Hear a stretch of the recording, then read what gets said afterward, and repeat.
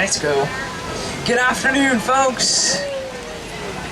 My name is Angie. I'll be your safari driver for the next 2 weeks.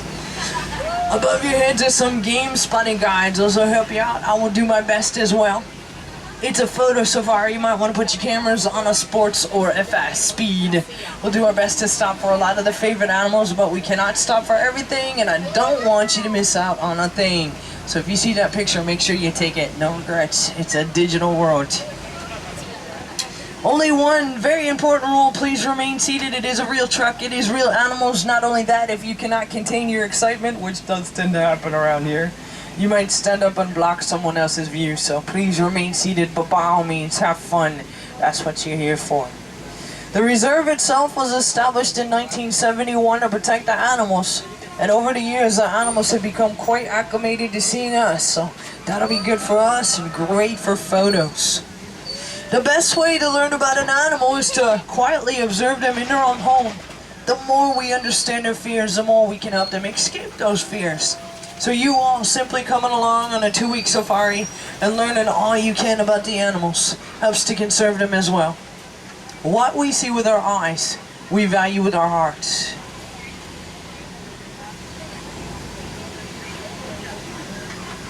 Keep your eyes peeled out there on the right. There's a couple of animals hiding there. Those are okapi. Are actually cousins to giraffes. If we could get a closer look at their heads, we could see the resemblance of the giraffe in the okapi.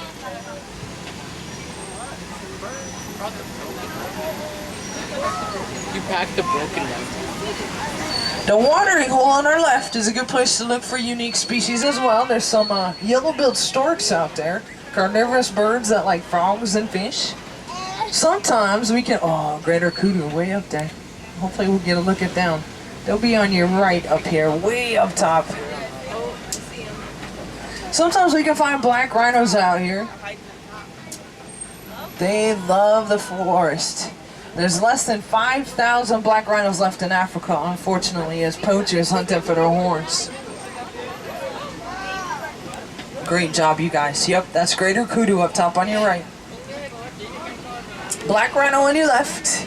1-inch thick skin, excellent armor. Charge their prey at 35 miles per hour and weigh 3,000 pounds. Not a whole lot of animal enemies except for those poachers. They have a prehensile lip, a little hook on their top lip that allows them to strip the leaves off of their branches. Black rhinos are browsers. Look up top on your right. Those greater kudus. 2 of them. Greater kudu are the second largest antelope in the reserve. Male kudu grow to be 700 pounds. You can just see their heads up there, light tan, white stripe. Keep looking up top there on your right for a chestnut color. Bongos are your driver's favorite. Bongos can hide so well their nickname is Ghost of the Forest. There's 2 of them up there. I see you. So a lot of good food, a lot of shelter, a lot of great places to hide. Sometimes the animals in the forest have natural markings like the bongos and the kudus. They can hide so well from their predators, they land up hiding from your drivers alike. More than once we've come through here and not completely seen them all. Alright, we're gonna leave the Atori Forest. We'll head on over to the Safi River region. It's a great place to look for hippos. Twende. Let's go. So here's the thing with hippos. They spend a day in the water, keeps them hydrated. We'll be looking in the water for them, and the river is on both sides of the road, so if you do not see them on one side, you should see them on the other. Looking for shadows in the water, backs breaching the water. There's actually one down on our right. Not all of us are going to be able to see that, so we'll keep looking. Backs or heads breaching the water. Hippos top the scales at 5,000 pounds. Oh, there's one on the other side of the island. Let's see if there's some more we can see. You got it. On the other shore out there are some cormorants, a couple of cormorants. Those are birds that swim. Whoever said birds don't swim is full of it. Pink-backed pelicans, a rare breed of pelican, team players, no less. There's a whole bunch of hippos we can see. So hippos don't float too well. They just kind of walk on the bottom. They can hold their breath underwater about 5 to 8 minutes. They will come up on shore mostly at night, and they'll eat better than 150 pounds of grass a night. So that's why they tell you to be careful while you walk around Africa at night. You might run into some hungry hippos. They're extremely territorial. Whoa, Nile crocodiles on the left. Nile crocodiles grow to be 20 feet long. They're cold-blooded, go in and out of the water to regulate their temperature. This guy has his mouth open. He's actually radiating excess heat out his mouth to keep him cool. I wouldn't want to test that because their jaws can snap bones. Much more vicious than their cousin, the American alligator.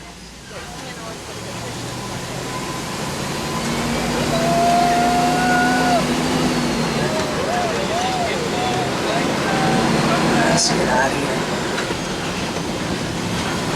We're going to head over to the grasslands, another ecosystem of the reserve. The Serengeti grasslands is a highway for migrating herds. So we'll see if we can find some herd animals. On your right is a baobab tree.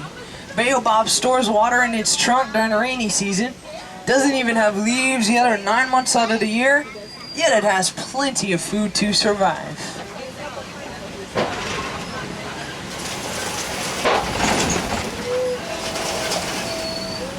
Welcome to the Savannah Overlook. This is our favorite view of the reserve. Has anybody seen any giraffe? Yep, up there, kind of. Great job. Good job.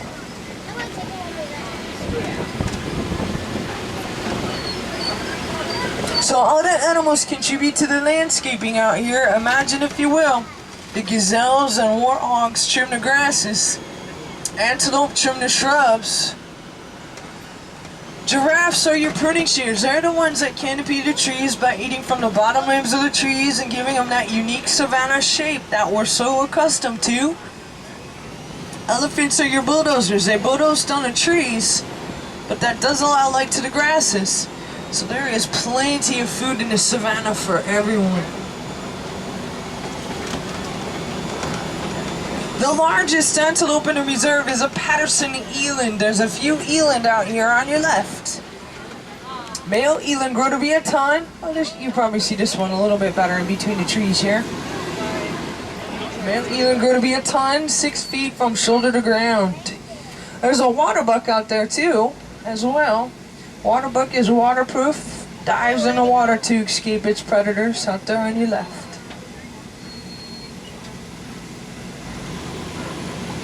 I'm sure you've noticed the termite mounds out here. Those get to be cement hard. Elephants love those. They use them as back scratches. And then when they dwindle down, the antelope can use them as lookout posts. And then make sure there's no cheetahs or lions hiding in the grasses.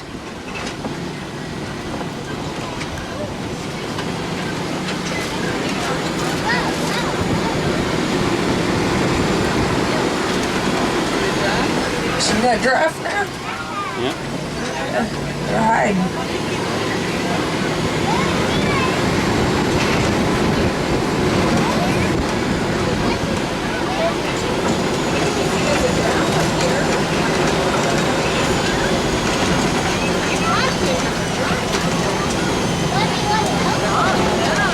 Yeah. She's hiding. Yeah, there you go. So that's a reticulated giraffe up there. Reticulata is a Latin word that means necked. So reticulated giraffes have a smooth net-like pattern. Whereas the Maasai giraffes, like this pretty boy, have a jagged pattern. You see the difference? Smooth pattern, jagged pattern. We'll keep looking. On your right, white-bearded wildebeest are cousins to zebras and the largest migration of animals in the world. White-bearded wildebeest. And Collie cattle have very symmetrical horns, 6 feet from tip to tip, 20-inch circumference closer to their heads. Now the small tan animals out there on your right are Thompson gazelles. Tommies are full-grown at 60 pounds. The second fastest animal in the reserve. Tommies can run 50, 55 miles per hour. Lots of stamina, so they'll tire out a cheetah if they have to.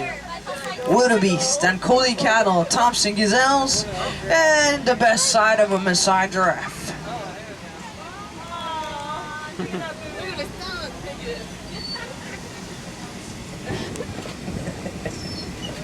There's another look at the reticulated giraffe up there on your left. Male reticulated giraffes get to be 18 to 20 feet tall, making them the tallest mammals.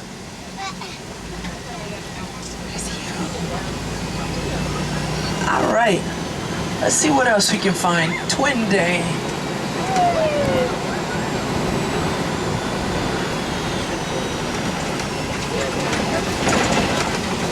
See all the Maasai giraffes up there on your right? About 3 of them around that stump. So those are the ones with the jagged pattern out there on your right. Way out there. Alright.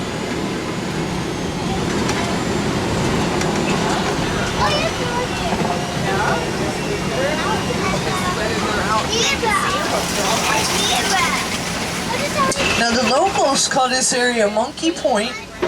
If you keep your eyes peeled on the left, under the trees there, you will see some mandrills. That male mandrill sitting there taking a nap. Male mandrills are known for the blue and red markings on their faces and grow to be 100 pounds. So look under the trees, so baby's playing in there.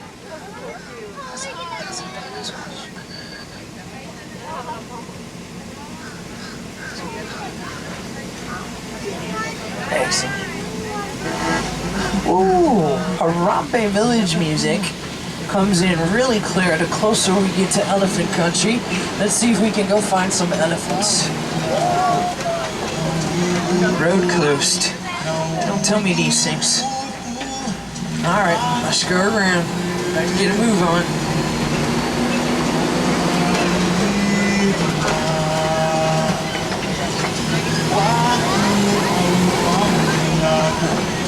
Hey, you see, both male and female African elephants have tusks. That's why they're widely hunted for their ivory and why we have them here in the reserve to protect them. I don't like the sounds of this bridge. We're out of here. Alright, if you look on your left, you never know what you'll see out there. Uh-oh. Made you look. Sorry about that. Hey, elephants have crossed the road and... Yeah, sure enough, on your right, you can see where the elephant's tusks have scratched the red clay. They get minerals from the red clay. Elephant vitamins. Elephants on your left. Let's see if we can get a better look. A lot of grass here. That's good, because elephants eat better than 300 pounds of food a day. Grass, trees, they love fruit if they can find it. Very social creatures. Well, male bull elephants tend to travel by themselves or alone, do bachelor herds, whereas the females and the babies stay pretty close together, very large herds sometimes. There's a matriarch, an older female that knows historically where food and water are and can lead a herd, especially in times of drought. Now, a baby elephant has an adolescence similar to our own, 13 to 15 years. A baby elephant will stay close to mom, mimic mom. Look by that herd out there on the other side of the trees. There's some babies in that herd. And the neat part is those babies were born on the reserve. So you can kind of see that little one underneath mom. Baby elephant comes into this world at 300 pounds. Kind of why it takes 22 months. If you didn't get a good picture of a baobab tree, on your left is the prettiest baobab tree I've seen on a reserve. Both the elephants and the giraffes know how to peel back the bark and get to the water if they need to in times of drought.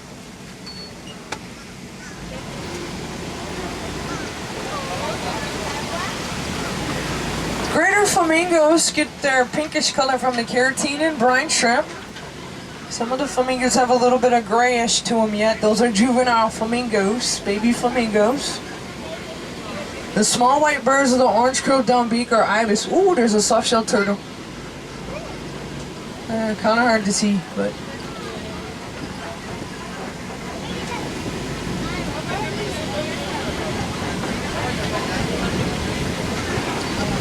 Alright, let's see what else we can find. Twin day.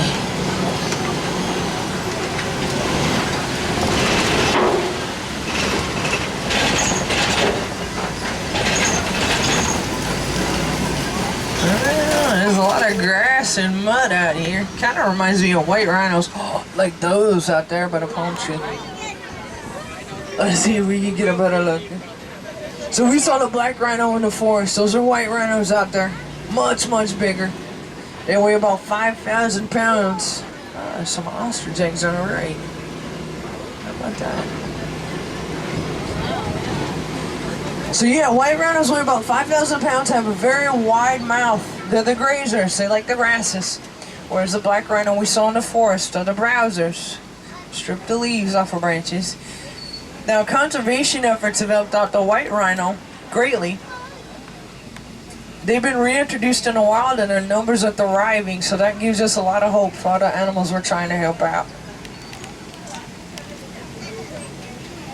White rhinos.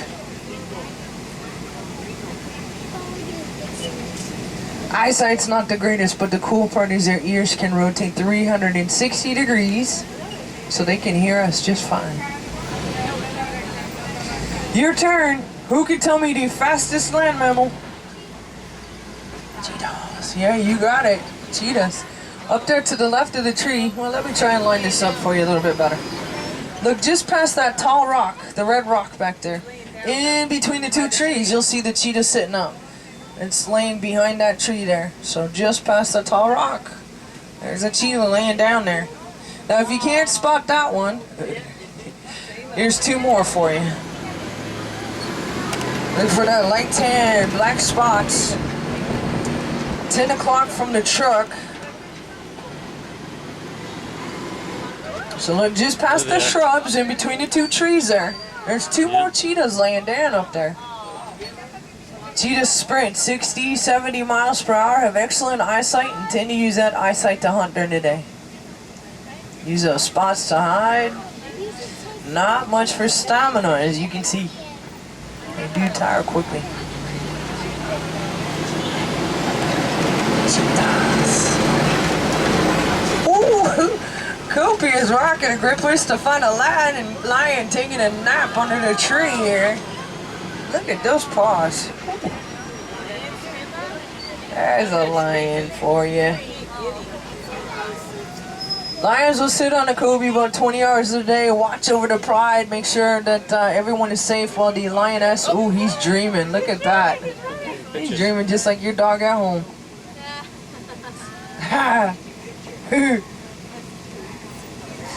Well, the lioness tends to do most of the hunting, mostly at night, and not afraid to ask for help from other lionesses.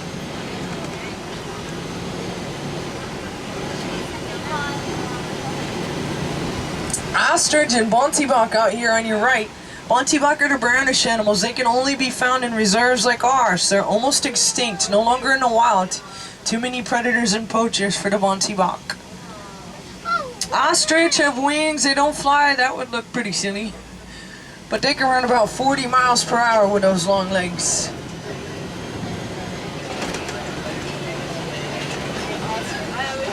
The other one I didn't. When it was trying to zoom in. If you look, that tall rock, down at the bottom, there's a slope area. And at the bottom, the lioness is taking a nap up there. It's kind of hard to see her, because she's way down there and has a nice shady spot, but you can see the back of her ears, maybe.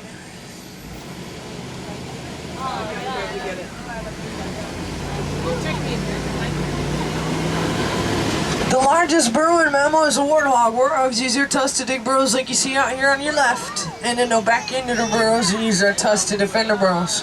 I don't see a whole lot going on out there though. Hakuna Matata. They must be looking for grub. Whee.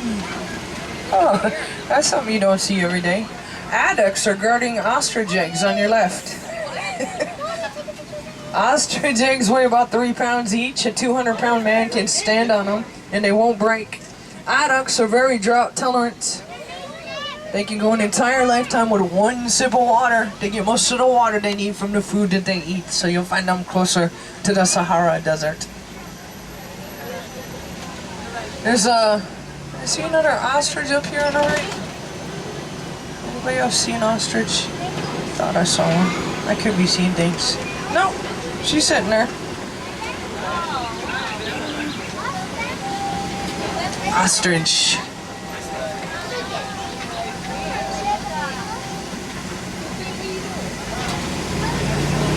Alright, let's see what else we can find.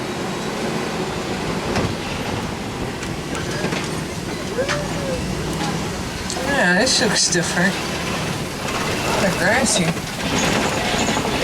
It looks like they're getting ready to reintroduce some animals into the reserve, and rumor has it zebras are coming. There's a lot of room out here for zebras, so that'll be great. We can reintroduce animals that used to roam here before local livestock farmers confiscated the lands. Uh-oh, geysers. Hold on. Let's see if we can get around these. Hold on. Uh-oh, more geysers. Wow, that's beautiful. Check that out. Absolutely beautiful. Now, living in a beautiful place and so close to the reserve isn't without its consequences. A lot of the animals have natural predators, which do threaten the livelihood and the lives of the local livestock farmers. Not to mention they use a lot of the animals as food. So there's a lot of organizations out there trying to teach local farmers how to coexist, alternative sources of food, alternative sources of income, as opposed to poaching. Well, let's get out of here. So the more that man benefits as much as animal, the better. Because the whole goal of conservation efforts is to restore balance. Wow, that's beautiful too. Well, that's taking us to the end of our safari. I'm gonna drop you off at the Warden's Post. Hopefully you had so much fun though that 2 weeks kind of felt like 20 minutes. There's plenty more to see. As you exit out here, there's a water truck with a cove area.